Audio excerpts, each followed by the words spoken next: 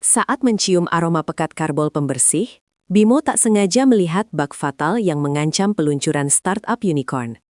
Bos arogan, Rendra, mengancam memecatnya karena berani menambahkan satu baris kode di papan tulis.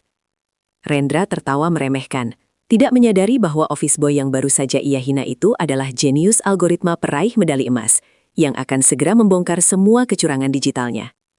Jangan lupa, subscribe dan like, lalu komen kota asalmu di bawah. Inilah kisah Bimo, si office boy yang dipaksa membuka kembali identitas tersembunyinya demi keadilan. Gedung Nusabait di jantung Sudirman tidak pernah terasa setenang ini. Namun, di balik keheningan yang dipaksakan, ada kecemasan kolektif yang berputar seperti kipas pendingin server yang kepanasan. Bimo Satya mendorong troli pembersihnya dengan ritme teratur. Setiap dorongan troli adalah satu cicilan lagi yang dia bayar. Setiap gesekan pel adalah satu langkah menjauh dari masa lalu yang ia kubur dalam-dalam. Utang judi yang ditinggalkan almarhum kakaknya bukanlah masalah sepele, melainkan jerat yang memaksanya mengganti jas cerdasnya dengan seragam biru muda petugas kebersihan. Bimo menyukai kesederhanaan pekerjaannya.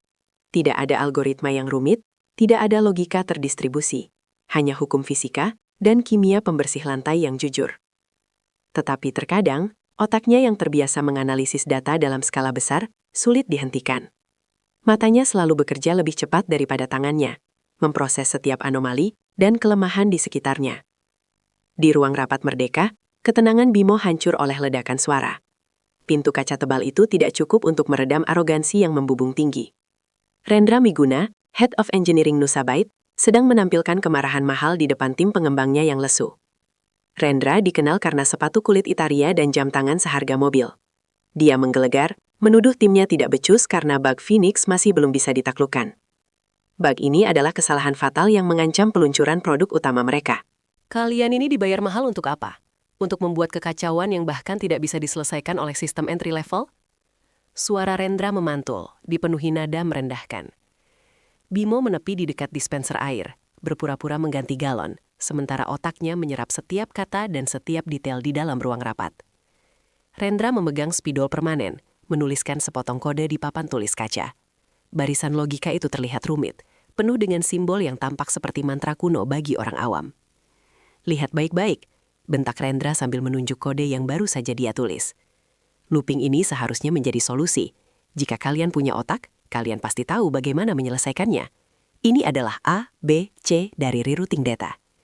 Dia melempar spidol ke meja dengan bunyi berdebam keras, menandakan rapat telah berakhir. Tim developer itu, yang mayoritas adalah anak muda jenius, namun kini terlihat seperti tahanan, menghela napas lega dan segera membereskan laptop mereka. Mereka keluar dari ruangan itu dengan bahu merosot, menghindari tatapan Bimo yang hanya berdiri diam. Setelah ruangan kosong, Bimo masuk.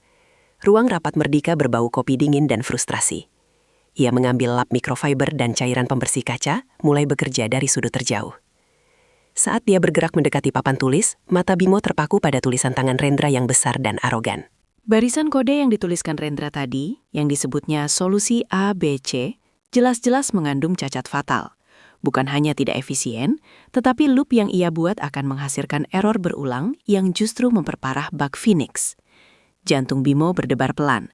Otaknya menjerit untuk mengoreksi kesalahan logika yang begitu elementer, sebuah lubang yang bahkan bisa dia temukan sambil menyeka debu. Dia tahu jika kode itu diimplementasikan, Nusabait akan hancur lebih cepat. Utangnya mungkin lunas, tetapi prinsip etika profesionalnya terusik. Bimo melirik ke sekeliling, memastikan tidak ada CCTV atau staf yang melihat ke dalam ruangan. Di meja, spidol permanen hitam yang dilempar Rendra masih tergeletak. Ini adalah tindakan nekat, melanggar aturan paling dasar bagi petugas kebersihan. Jangan pernah menyentuh aset teknis. Ia mengambil spidol itu. Gerakannya cepat dan terukur, mencerminkan presisi bertahun-tahun yang terlatih di depan layar komputer, bukan di belakang sapu. Tepat di tengah barisan kode Rendra, Bimo menambahkan satu baris, hanya satu. Baris itu memotong loop tak berujung dengan perintah penghentian kondisi yang sangat ringkas dan elegan. Itu adalah koreksi yang sempurna, seolah menambahkan tanda baca pada kalimat yang tadinya ambigu dan kacau. Spidol diletakkan kembali, seolah tidak terjadi apa-apa. Ketenangan hanya bertahan beberapa detik. Bimo baru saja meraih lapelnya ketika pintu ruang rapat Merdeka terbuka lagi dengan suara dentingan keras. Rendra kembali, ekspresinya masih murka, mencari ponsel mahalnya yang tertinggal di kursi kepala meja. Mata Rendra tidak fokus pada Bimo, melainkan pada papan tulis kaca di belakangnya. Matanya menyipit, melihat ada tambahan tulisan di kode yang ia tinggalkan. Wajah Rendra memerah. Ia berjalan cepat mendekati papan tulis, mengabaikan Bimo sepenuhnya yang berdiri membeku di sudut ruangan. "Siapa yang berani-beraninya menyentuh kode itu?" raung Rendra. Suaranya kini bukan hanya marah, tetapi juga dipenuhi rasa penghinaan yang mendalam. Bimo menelan ludah, seluruh tubuhnya terasa kaku. Dia tahu ini adalah momen yang akan menentukan apakah dia tetap memiliki pekerjaan atau kembali ke titik nol. "Saya, Pak," jawab Bimo pelan, mencoba terdengar hormat namun sulit menutupi getaran dalam suaranya. Rendra berbalik cepat, menatap seragam biru muda Bimo dari atas sampai bawah dengan jijik. "Kau? Seorang petugas kebersihan? Beraninya kau menyentuh properti perusahaan? Kau tahu ini kode apa? Kau tahu apa yang kau lakukan?" "Saya hanya menambahkan sedikit klarifikasi, Pak Rendra," ujar Bimo, berusaha menjelaskan tanpa terdengar arogan. Rendra tertawa sinis, tawa yang tajam dan menusuk. "Klarifikasi? Kau pikir kau siapa? Bill Gates? Kau pikir kau punya wewenang untuk merusak pekerjaan kami? Kau sudah merusak aset penting perusahaan." Rendra mendekati Bimo, suaranya mendesis rendar. "Kau ini dibayar untuk membersihkan lantai, bukan untuk sok tahu tentang algoritma yang bahkan tidak akan pernah kau pahami. Kau menyalahi aturan perusahaan yang paling mendasar." "Segera ambil lap itu," perintah Rendra, menunjuk papan tulis dengan jari telunjuknya yang terawat. "Hapus semuanya, sekarang juga. Jika tidak, detik ini juga kau kupecat karena merusak aset Nusabait." Bimo tahu ia harus patuh. Ia mengambil kain lap, hatinya mencelos melihat tulisan koreksi yang baru beberapa detik ia buat akan lenyap. Ia mengusap papan tulis itu dengan keras, menghilangkan jejak kecerdasannya. Bimo menghapus solusi yang akan menyelamatkan perusahaan ini. Bimo dihukum karena berani menggunakan otaknya, dipaksa membersihkan kembali solusi brilian yang baru ia ciptakan. Kepala engineering, Rendra, menunjukkan arogansi kekuasaan dengan mengancam memecat Bimo hanya karena menyentuh kode di papan tulis. Saat Bimo membersihkan sisa-sisa spidol, ia merasakan tatapan tajam dari balik pintu ruang rapat. Bimo dengan cepat mencengkeram kain pel. Tangan kirinya masih memegang botol cairan pembersih kaca yang baunya menusuk hidung. Ia memejamkan mata sesaat, tahu betul bahwa Rendra Wiguna akan melakukan apapun yang ia katakan. Ancaman pemecatan itu nyata, dan utang kakaknya tidak akan lunas tanpa pekerjaan ini. Rendra mendengus puas di belakangnya, berdiri tegak dan angkuh di pintu ruang rapat merdeka. "Kerja cepat! Saya tidak mau ada jejak kreativitas bodoh di aset perusahaan," perintah Rendra, suaranya tajam seperti pecahan kaca. Bimo mulai menggosok keras papan tulis kaca itu, berusaha menghapus sisa tinta spidol permanen yang ia gunakan untuk menulis satu baris kode krusial. Ia harus menghilangkannya sebelum Rendra menyadari bahwa koreksi tersebut adalah kunci. Namun Rendra tidak pergi. Ia menunggu dengan tangan terlipat, menikmati momen dominasinya atas Bimo. "Cepat, Satya. Otakmu memang lambat ya, sama seperti tanganmu," Rendra mengejek. Saat Bimo hampir menyelesaikan tugas penghapusan itu, suara langkah kaki yang pelan dan terukur terdengar dari koridor. Langkah itu berbeda, lebih teratur dan berwibawa daripada langkah panik para developer yang biasa tergesa-gesa. Langkah itu berhenti tepat di belakang Rendra. Rendra yang sedang sibuk memelototi Bimo, mendadak membeku. Ia menoleh perlahan. Wajahnya yang tegang langsung berubah menjadi senyum palsu dan basa-basi. "Pak Dika, selamat datang kembali. Bagaimana meeting di Singapura?" Sapa Rendra, nada suaranya berubah 180 derajat, dari serigala menjadi anjing pudel. Pak Dika Adiaksa, CEO Nusabait, adalah sosok yang berbanding terbalik dengan citra tipikal petinggi unicorn. Ia mengenakan kemeja polos sederhana, rambutnya sedikit berantakan, tetapi matanya memancarkan ketajaman yang luar biasa. Ia mengabaikan sapaan basa-basi Rendra dan menatap lurus ke papan tulis kaca yang baru setengah dibersihkan Bimo. "Ada apa ini, Rendra? Kenapa ribut sekali?" tanya Pak Dika. Suaranya pelan namun penuh otoritas. Ia mendekat, matanya menyapu sisa-sisa coretan kode yang masih menyisakan jejak bayangan tipis. Rendra segera panik. Ia tidak ingin Pak Dika melihat keributan itu, apalagi sisa kode yang telah Bimo koreksi. "Oh, tidak ada apa-apa, Pak. Hanya sedikit masalah disiplin dengan OB baru ini. Dia seenaknya mencoret papan tulis, mengganggu aset perusahaan." Jelas Rendra cepat berusaha menutupi papan tulis dengan tubuhnya. Pak Dika tidak bergerak. Ia memiringkan kepalanya sedikit, menatap melalui bahu Rendra, fokus pada area tengah papan tulis. Ada semacam sisa aura tinta permanen di sana. Dan Pak Dika, seorang yang memiliki mata terlatih untuk bahasa pemrograman, mengenali bentuk sintaks yang unik. Ia melihat bentuk lambda function yang elegan, satu baris tambahan yang Bimo sisipkan di antara blok kode yang rumit. Pak Dika mengangkat tangannya, memberi isyarat agar Rendra minggir. Rendra terpaksa mundur satu langkah. Mata Pak Dika menyipit. Ia mendekat, mengamati sisa-sisa bayangan sintaks itu. Bimo hanya bisa berharap sisa spidol itu benar-benar tipis dan tidak terbaca. Namun, bagi seorang jenius IT yang telah mendirikan perusahaan bernilai miliaran, jejak terkecil pun bisa menjadi petunjuk. Elegansi ini, bisik Pak Dika. Suaranya nyaris hilang. Ia menyentuh papan tulis itu dengan ujung jarinya, merasakan sisa goresan spidol permanen. Ini bukan gaya kodingu, Rendra. Gayanya terlalu efisien. Rendra tertawa gugup. Mungkin saya tadi sedang terburu-buru, Pak. Saya akan meminta tim saya menyalinnya ulang di komputer. Tidak perlu, potong Pak Dika. Ia memutar tubuhnya dan berteriak memanggil seseorang di luar. Dani, cepat masuk ke sini. Dani, seorang junior developer muda yang terlihat pucat karena kurang tidur, terhuyung masuk ke ruangan. Ia adalah salah satu korban omelan Rendra beberapa waktu lalu. Ambil ponselmu, rekam kode ini sekarang sebelum benar-benar hilang. Perintah Pak Dika. Terutama baris yang baru ditambahkan itu. Uji di lingkungan staging sekarang juga. Bug Phoenix, go. Dani menelan ludah, melihat situasi yang sangat tegang. Ia cepat-cepat memfoto kode yang setengah terhapus itu. Bimo hanya bisa berdiri diam, memeluk kain pelnya erat-erat, merasa seperti seorang kriminal yang tertangkap basah. Ia tahu bahwa sebentar lagi, dunia yang ia ciptakan di bawah anonimitas akan runtuh. Dani kembali hanya dalam waktu 5 menit. Wajahnya yang tadi pucat, kini merah padam. Matanya melebar tak percaya. Pak Dika, Bug Phoenix. Dani terdiam. Apa hasilnya? Pak Dika menuntut. Matanya menatap intens, mengabaikan kehadiran Bimo dan Rendra. Soft, Pak. Sama sekali tidak ada error. Loop yang selama ini membuat sistem kami crash dan membutuhkan resource besar, kini hanya butuh 1/10 milidetik untuk dieksekusi. Ini kode terbesih yang pernah saya lihat, Pak. Siapa yang menuliskannya? Ruangan itu hening. Rendra terlihat seperti baru saja melihat hantu. Ia segera menunjuk Bimo dengan jijik. Dia yang tadi mencoretnya, Pak. Saya sudah katakan, dia merusak. Diam, Rendra. Pak Dika memotongnya tanpa menoleh. Pak Dika berjalan mendekat ke arah Bimo, mengabaikan perbedaan status sosial di antara mereka. Ia berdiri di depan Bimo, menatap pria yang masih mengenakan seragam oranye dan membawa botol pembersih lantai. Kamu yang menulis ini, Satya? Tanya Pak Dika, nada suaranya lembut tanpa celaan. Bimo mengangkat pandangannya yang khawatir. Ia tidak bisa berbohong. Iya, Pak. Kenapa kamu melakukannya? Saya melihat ketidaksempurnaan, Pak. Itu adalah deadlock loop yang sangat jelas. Jika tidak segera diperbaiki, seluruh basis data pengguna akan korup dalam waktu kurang dari 24 jam setelah peluncuran fitur baru. Bimo berbicara dengan bahasa pemrograman, bukan bahasa kebersihan. Rendra hampir tersedak ludahnya. Tunggu dulu, Pak Dika. Apa yang dia tahu tentang deadlock loop? Dia hanya... Rendra menunjuk ke sepatu bot karet Bimo.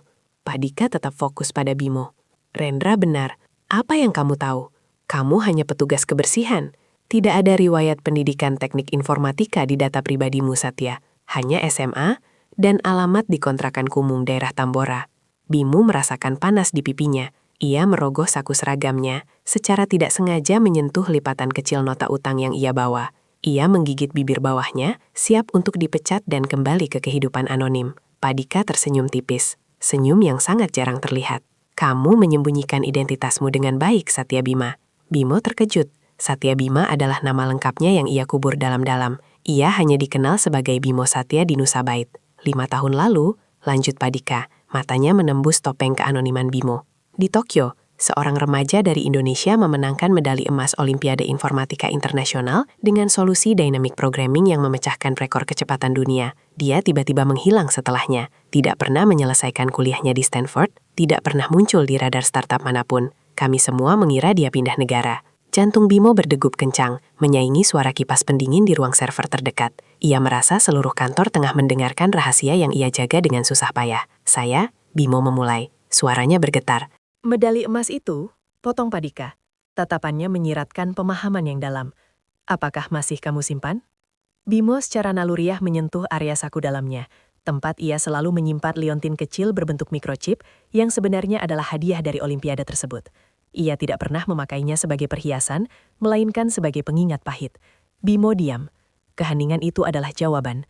Bagaimana mungkin, Pak Dika? Rendra memprotes keras. Wajahnya memerah karena cemburu dan marah yang tidak tertahankan. Dia adalah pembersih, Pak. Dia menyentuh kloset. Dia tidak bisa menjadi lead developer.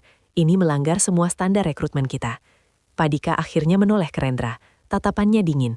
Standar rekrutmen kita, Rendra, telah menghasilkan bug Phoenix yang nyaris merobohkan seluruh sistem kita. Standar rekrutmenmu telah menyia-nyiakan otak terbaik di negara ini dan membiarkannya membersihkan toilet. Pak Dika kembali menatap Bimo. Satya Bima, saya tidak peduli dengan utang atau trauma masa lalumu. Yang saya pedulikan adalah Nusabait butuh kamu, sekarang juga. Tim back-end utama kita sudah lumpuh selama 2 bulan karena kekacauan arsitektur kode. Saya menunjukmu, efektif mulai hari ini, sebagai interim lead developer untuk tim penyelamat. Tugasmu ganda, pecahkan kekacauan back-end itu, dan pastikan sistem kita tidak rentan lagi. Bimo, masih memegang kain pel yang basah, tidak bisa berkata-kata. Ia baru saja mendapatkan promosi dari petugas kebersihan menjadi pemimpin teknis, sebuah lompatan karir yang tidak masuk akal dalam hitungan detik. Gaji 3 kali lipat, utangmu akan kami tangani sebagai pinjaman karyawan tanpa bunga. Mulai besok, kamu bekerja di server room di lantai 17. Di sana paling sepi dan kamu bisa fokus. Rendra, berikan semua akses dan dokumentasi yang ia butuhkan. Rendra mencoba melawan. Saya tidak bisa menerima ini, Pak. Ini penghinaan bagi semua insinyur yang bergelar. Ambil tasmu, Rendra. Kamu punya waktu seminggu untuk membuktikan bahwa kamu masih layak menjadi kepala departemen. Jika Bima menemukan satu saja kecerobohan di codebase utamamu, saya tidak akan ragu menggantimu. Pak Dika tidak menawarkan negosiasi. Itu adalah keputusan mutlak. Rendra merasa dipermalukan di depan Dani dan petugas kebersihan, menggertakkan gigi. Ia menatap Bimo dengan kebencian murni. Tatapan itu menjanjikan balas dendam. Ia berbalik dan meninggalkan ruangan dengan langkah tergesa-gesa, mengabaikan pintu yang terbuka. Bimo berdiri sendirian dengan Pak Dika dan Dani. Selamat datang kembali ke dunia teknologi, Bima, ujar Pak Dika tulus. Sekarang, singkirkan alat-alat kebersihanmu. Dani, bantu Bima mendapatkan seragam, ID card baru, dan laptop kelas atas. Berikan dia akses penuh. Saya ingin laporan langsung darimu sore ini, Bima. Saya percaya pada keindahan kodenya. Bimo mengangguk, masih linglung. Ia meletakkan kain pel dan botol pembersih dengan hati-hati di sudut ruangan, gerakan yang dilakukan secara otomatis setelah berbulan-bulan. Perpindahan Bimo dari lantai dasar ke lantai 17 Nusabait adalah sebuah drama sunyi yang tidak disadari sebagian besar karyawan, kecuali mereka yang bekerja di teknik. Dani, yang sekarang menjadi semacam asisten pribadinya yang terpaksa, memberikannya baju ganti, kemeja polo perusahaan yang terasa aneh dan gatal di kulit Bimo setelah lama mengenakan seragam oranye. Di ruang server lantai 17, yang dingin dan dipenuhi dengungan kipas pendingin yang konstan, Bimo mendapatkan wilayah barunya. Ruangan itu sunyi, aroma ozon dan pendingin udara mendominasi. Ia duduk di kursi kantor mewah, kursi yang empuk dan memiliki sandaran punggung tinggi, sebuah kontras fisik yang mencolok dari kursi plastik di ruang makan OB. Gesekan kursi baru itu, saat ia mencoba menyesuaikan ketinggiannya, terasa asing dan sedikit membingungkan. Dani meletakkan laptop baru yang ramping dan monitor besar di depannya. Ini akses penuhmu, Pak Bima, kata Dani. Masih canggung menggunakan panggilan Pak kepada pria yang tadi pagi masih membersihkan meja kerjanya. Semua repositori kode utama, terutama proyek Chimera, yang gagal. Bimo mengangguk. Matanya segera bersinar saat melihat tampilan interface IDE yang familiar. Rasa gugupnya menghilang, digantikan oleh fokus seorang ahli yang kembali ke medan perangnya. Terima kasih, Dani. Saya akan mulai dengan arsitektur core, jawab Bimo. Sudah mulai mengetik dengan kecepatan tinggi. Jari-jarinya seolah tidak pernah meninggalkan keyboard mekanis. Dani hanya mengamati dari pintu, merasa campur aduk antara kagum dan takut. Kabar mengenai OB Genius menyebar seperti api di kalangan engineer, tetapi Rendra memastikan bahwa gosip itu diselimuti narasi yang merusak. Rendra bilang dia akan mengawasimu, bisik Dani. Dia bilang kamu mungkin mata-mata dari kompetitor yang menyamar. Dia tidak percaya ini hanya masalah kebetulan kamu bisa menyelesaikan bug Phoenix. Bimo menghela napas tanpa menghentikan ketikannya. Ia tahu ini akan sulit. Pekerjaan membersihkan lebih sederhana, hanya ada kotoran fisik. Di sini, kotoran itu digital, dan pertarungan ini melibatkan politik kantor dan ego. Biarkan dia mengawasiku, balas Bimo. Saya hanya fokus pada kode. Bisakah kamu tarik semua log kompilasi untuk proyek Chimera selama 6 bulan terakhir? Saya perlu melihat pola deployment yang gagal. Dani mulai membantu Bimo. Dalam beberapa jam, Bimo telah menyerap volume data yang luar biasa. Ia bekerja dengan intensitas yang mengejutkan, hanya berhenti sebentar untuk mengambil kopi instan dari pantry kecil di ruang server. Kebiasaan lama yang sulit dihilangkan. Saat ia memilah-milah codebase yang sangat besar, Bimo mulai menemukan ketidakkonsistenan yang lebih parah daripada bug Phoenix. Arsitektur yang seharusnya modular malah saling terikat dalam cara yang sangat rentan. Ini bukan pekerjaan developer yang buruk. Ini adalah pekerjaan developer yang buruk, tetapi dengan pola yang cerdas. Bimo yang isolasi modul paling bermasalah, yang diberi label Resource Allocation Logic 1.5. Modul ini, yang seharusnya mengelola pembagian beban server dan alokasi anggaran infrastruktur, adalah inti dari kegagalan sistem mereka. Lihat ini, Dani, ujar Bimo, memperbesar layar dan menunjukkan deretan kode yang sangat terenkripsi. Modul RAL ini tidak hanya tidak efisien, algoritma enkripsinya menggunakan kunci yang seharusnya sudah lama usang. Mengapa Rendra masih menggunakan AES 128 di area sensitif ini? Mungkin dia malas update, duga Dani. Tidak. Ini bukan kemalasan, Bimo menggeleng. Ini upaya yang sangat disengaja. Lihat bagaimana hash kunci ini diacak. Ini bukan untuk menutupi jejak dari hacker luar, ini untuk menutupi jejak dari audit internal. Bimo menghabiskan sisa sore itu untuk mendekripsi bagian kecil dari modul RAL. Dinginnya ruang server perlahan menembus tulang, tetapi fokus Bimo terlalu tajam untuk merasakan suhu.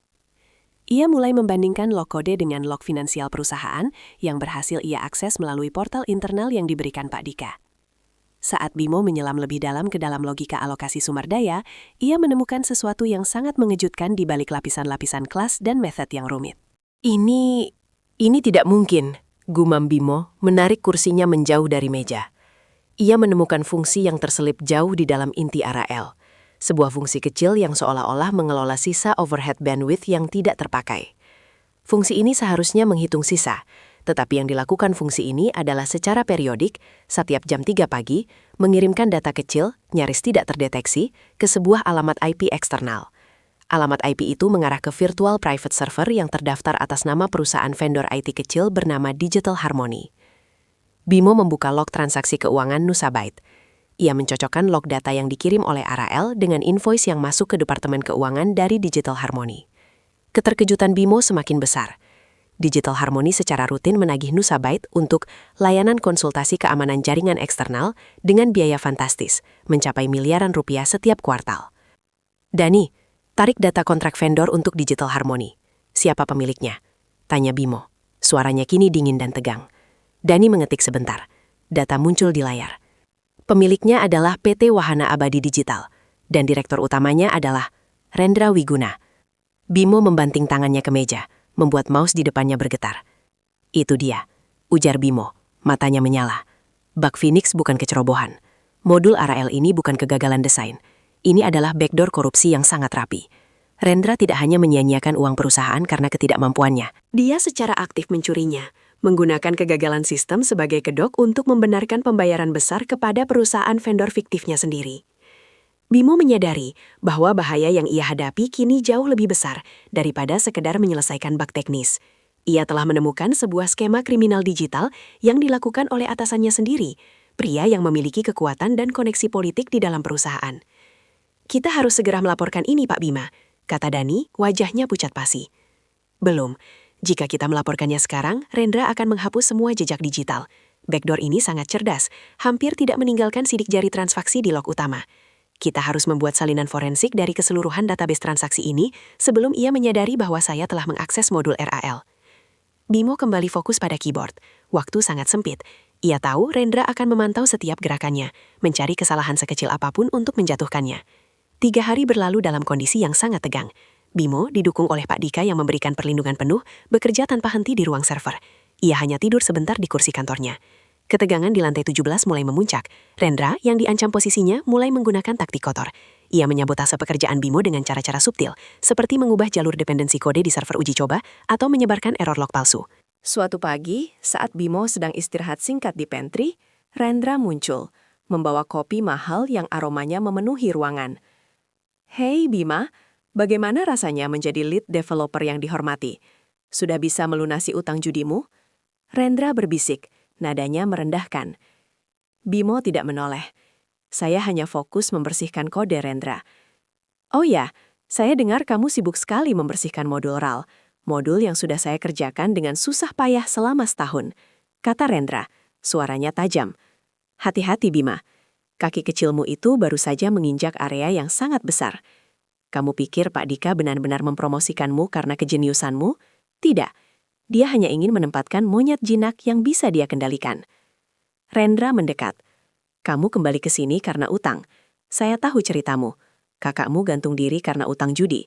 Dan kamu sekarang mencoba menjadi pahlawan untuk membersihkan kekacauan yang ditinggalkannya.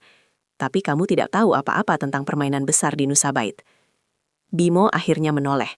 Matanya menunjukkan rasa sakit yang jarang ia biarkan terlihat. Permainan besarmu melibatkan pencurian miliaran dari kas perusahaan. Dan itu akan saya bersihkan. Wajah Rendra mengeras. Senyumnya menghilang. Kamu tidak punya bukti. Semuanya dienkripsi dengan baik. Hanya orang dengan akses penuh dan pemahaman arsitektur yang bisa melihatnya. Dan sekarang saya punya keduanya. Balas Bimo. Rendra tertawa sinis. Tidak selama kamu masih di sini. Saya akan pastikan kamu kembali ke seragam oranyemu sebelum hari Jumat.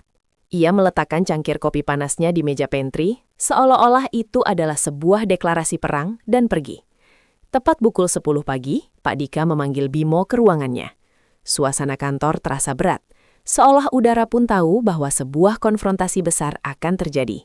Dewan Komisaris akan mengadakan pertemuan mendadak besok pagi. Mereka khawatir dengan krisis Bug Phoenix dan dampak reputasi. Rendra berhasil meyakinkan mereka bahwa kamu adalah faktor resiko baru, sebuah eksperimen yang ceroboh. Kata Pak Dika, suaranya tenang. Mereka ingin kamu sebagai interim lead developer mempresentasikan kemajuanmu dan rencana keamanan baru dalam waktu 24 jam. Bimo mengangguk. Saya siap, Pak. Saya tidak hanya akan menyajikan solusi teknis, saya akan menyajikan masalah inti yang sebenarnya. Pak Dika menatapnya lurus. Maksudmu korupsi Rendra? Saya telah mengamankan bukti forensik dari modul RAL. Jejak transfer dana fiktif ke Digital Harmony sangat jelas. Jika kita membiarkan ini berlanjut, bukan hanya sistem yang akan runtuh, tetapi seluruh kepercayaan investor. Pak Dika menghela napas panjang. Ini akan menjadi perang. Rendra sangat berkuasa di Dewan. Beberapa anggota adalah kerabatnya.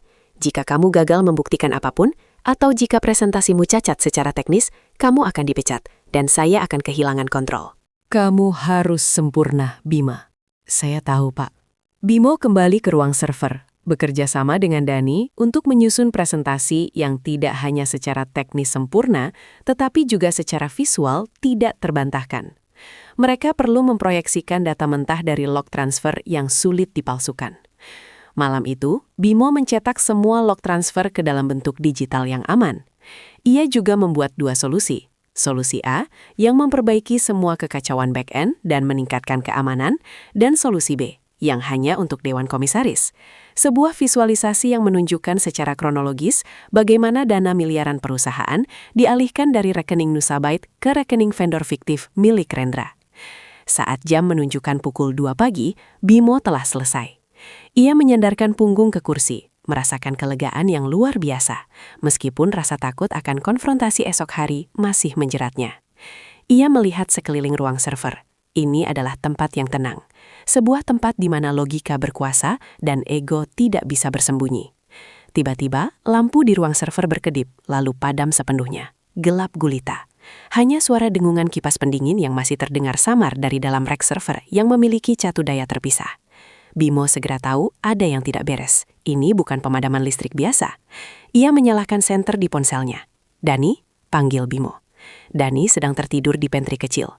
Bimo berjalan menuju kabinet daya utama. Ia menemukan bahwa sekring utama untuk semua perangkat keras Bimo, laptop, monitor, dan hard drive eksternal yang menyimpan presentasinya telah ditarik dan diputus. Sebuah sabotase yang direncanakan. Namun, di samping panel sekring yang terputus, Bimo menemukan sebuah catatan tempel kecil ditulis dengan spidol permanen. Tidak ada gunanya membersihkan kotoran yang sudah menyatu dengan fondasi. Kamu hanya OB yang terlalu pintar. Tanda tangannya adalah inisial RW. Bimo kembali ke mejanya, jantungnya berdebar kencang. Laptopnya mati total, dan hard drive eksternal yang berisi semua data forensik yang ia kumpulkan selama 3 hari tidak berfungsi. Rendra telah menghancurkan bukti fisik dan digitalnya, tepat 12 jam sebelum presentasi Dewan Komisaris.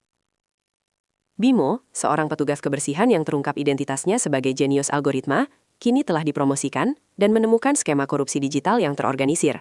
Tetapi bukti yang ia kumpulkan telah dihancurkan oleh Rendra, yang melakukan sabotase dengan presisi mengerikan. Ia harus mencari cara lain untuk mengakses log forensik yang ia butuhkan, karena presentasi Dewan Komisaris yang menentukan nasibnya dan nasib Rendra sudah menunggu hanya dalam hitungan jam. Bimo memaksakan diri agar tetap terjaga, mengabaikan lenguhan perut yang sudah meminta haknya sejak 2 jam lalu. Sudah hampir 18 jam ia mendekam di sudut ruang server yang dingin, tempat yang kini ia klaim sebagai kantor barunya. Sebuah ironi, karena ia merasa lebih nyaman di sini daripada di pantry.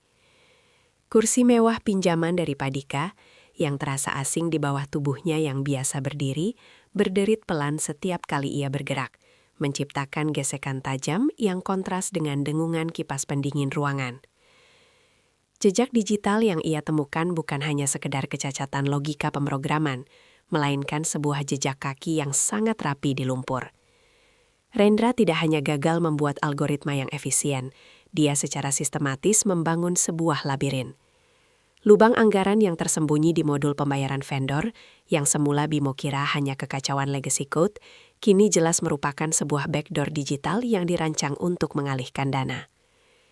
"Tadi malam Pak Rendra mencari kamu, Mas," bisik Adi, developer junior yang kini menjadi tangan kanan tak resminya, yang mendekat membawa 2 kaleng minuman energi. Adi adalah satu-satunya anggota tim Rendra yang berani membantu Bimo, didorong oleh kekaguman dan juga kejengkelan terhadap arogansi Rendra. Bimo tidak mengangkat wajahnya dari layar, matanya mengikuti baris-baris log transaksi yang bergulir cepat. "Apa katanya?" Dia bilang, "Suruh si tukang pel itu fokus aja pada bak utama." Jangan sok jadi akuntan negara. Kalau dia bicara omong kosong di depan dewan, dia akan kupastikan tidak hanya dipecat, tapi di blacklist dari seluruh industri IT Jakarta. Ancaman standar. Adi terduduk di lantai, tidak berani menyentuh kursi Bimo yang terasa begitu berharga dan simbolis. Dia takut, jawab Bimo datar, tangannya berhenti sejenak. Ia melihat total angka pengalihan dana. Totalnya mencapai 3 miliar rupiah. Dialihkan dalam rentang 6 bulan terakhir. Tersembunyi di balik skema pengujian fitur yang fiktif. Bug Phoenix itu hanya tabir. Ia sengaja menciptakan krisis teknis agar semua orang panik dan mengalihkan perhatian dari lubang dana ini. Bimo mempercepat proses pengunduhan. Setiap pop-up notifikasi keberhasilan di layarnya terasa seperti detak jarum jam yang menuju pada klimaks. Ia hanya memiliki waktu kurang dari 2 jam sebelum Dewan Komisaris berkumpul. "Mas, semua bukti sudah ada. Solusi untuk bug Phoenix sudah kamu patenkan. Kita bisa presentasikan itu, dan Pak Dika pasti akan senang. Kenapa harus ambil risiko mengungkap korupsi? Bukankah itu urusan internal audit?" Adi terdengar cemas. Bimo akhirnya mengangkat kepala. Kelelahan jelas terlihat di matanya, tetapi ada nyala api yang keras di sana. "Aku datang ke sini untuk melunasi utang kakakku. Tapi aku bukan lagi Bimo yang hanya membersihkan kotoran di lantai. Jika aku melihat kotoran yang lebih besar, kotoran yang merusak integritas seluruh perusahaan, aku tidak bisa diam. Kita bersihkan usaha Baitat, bukan cuma lantainya, tapi akarnya." Ia menekan tombol export log terakhir, dan semua data penting itu tersimpan aman dalam sebuah flash drive terenkripsi. Ruang rapat utama lantai 25 terasa mencekam.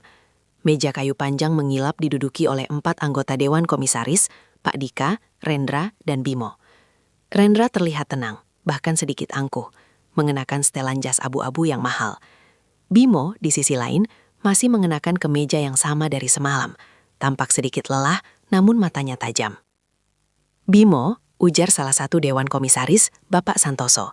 Nadanya jelas skeptis. "Anda diperkenalkan kepada kami sebagai lead developer darurat. Latar belakang Anda, sejauh yang kami tahu, adalah petugas kebersihan. Dengan segala hormat, Bapak Rendra adalah Head of Engineering, lulusan MIT. Bisakah Anda jelaskan mengapa, selain klaim Pak Dika, kami harus mendengarkan solusi yang Anda usulkan untuk sistem back-end kami yang rapuh?" Rendra tersenyum puas. "Tentu Pak Santoso. Saya sudah mengingatkan Pak Dika bahwa penunjukan ini terlalu cepat, terutama saat kita bicara tentang keamanan data pengguna. Pak Dika, yang duduk di ujung meja, hanya mengangguk ke Bimo. Bimo, silakan mulai. Presentasi Anda tolong fokus dan padat. Bimo berdiri, memegang alat presentasi kecil. Ia mendekati proyektor, yang kini menampilkan antarmuka hitam dengan kode-kode berwarna hijau yang sudah ia koreksi.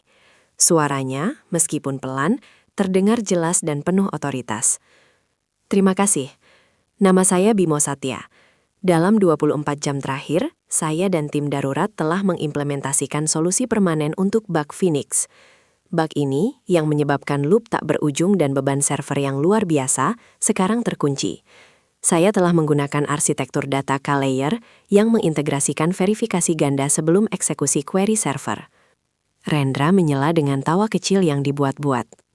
K-layer? Itu konsep kuno, Bimo. Itu akan memperlambat latensi kita hingga 30%. Kami butuh kecepatan. Latensi meningkat 0,003 detik, balas Bimo tanpa berkedip. Namun stabilitas sistem meningkat 99%. Jika Bapak lebih memilih latensi cepat tanpa stabilitas, itulah mengapa bug ini terjadi berulang kali. K-layer memaksa sistem untuk bersih. Bimo kemudian mengubah tampilan di proyektor. Sekarang, diagram jaringan baru Nusa Byte terlihat, bersih dan terstruktur. Ia menjelaskan dengan rinci bagaimana ia menutup semua celah zero day yang berpotensi dimanfaatkan oleh peretas eksternal. Dewan mulai terlihat terkesan dengan kedalaman analisisnya.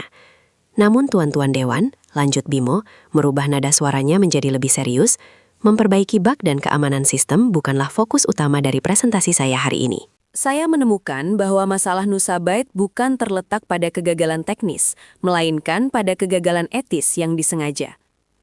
Keheningan melanda ruangan. Pak Dika mencondongkan tubuh ke depan, sementara Rendra mulai terlihat gelisah. "Apa maksud Anda, Bimo?" tanya Ibu Kartika, anggota dewan yang paling senior, suaranya tajam. Bimo menarik napas dalam-dalam. Ia mengubah tampilan proyektor sekali lagi. Kali ini, layar menampilkan data yang sangat berbeda. Bukan kode, melainkan tabel-tabel keuangan dengan header pengalokasian dana proyek fitur virtual dari modul keamanan sistem. Selama 6 bulan terakhir, Bapak Rendra mengalokasikan miliaran rupiah dari anggaran keamanan sistem ke sebuah proyek pengembangan fitur virtual yang tidak pernah ada. Jelas Bimo, menunjuk ke kolom total diverted. Rendra melompat berdiri, suaranya menggelegar memantul di dinding kaca. "Ini fitnah, kamu petugas kebersihan tidak punya hak untuk mengakses data finansial sensitif seperti ini. Dika, apa-apaan ini? Saya menuntut dia dipecat sekarang juga." Pak Dika mengangkat tangan, menghentikan Rendra. "Bimo, jelaskan dasar tuduhanmu. Tunjukkan buktinya." Bimo menekan tombol di laptopnya.